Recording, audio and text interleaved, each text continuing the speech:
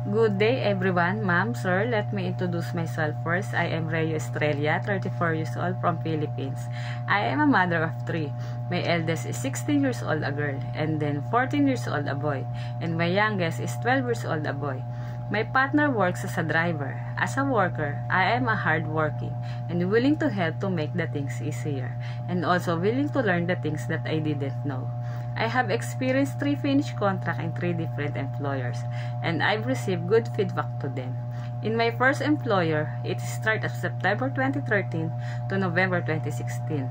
There are 4 in the family, 2 adults and 2 kids, ages 10 and 5. My job is to clean the house, do the laundries, and take good care of the kids. In my second employer, it started December 2016 to November 2019. There are 6 in the families, 3 adults ages 63, 41, and 45, 3 kids ages 16, 13, and 9. My job is to clean the house, cook food, and take good care of the older and children.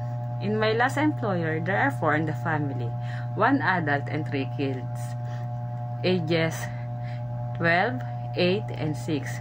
My job is to clean the house, do the laundries, and take good care of the kids. I may have not experienced taking care of the babies, but I know how to take care of them because I am a mother and I love babies very much.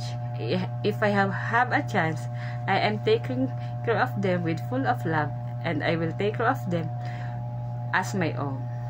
If you choose me, I will do my best. That's all. Thank you for your time. God bless.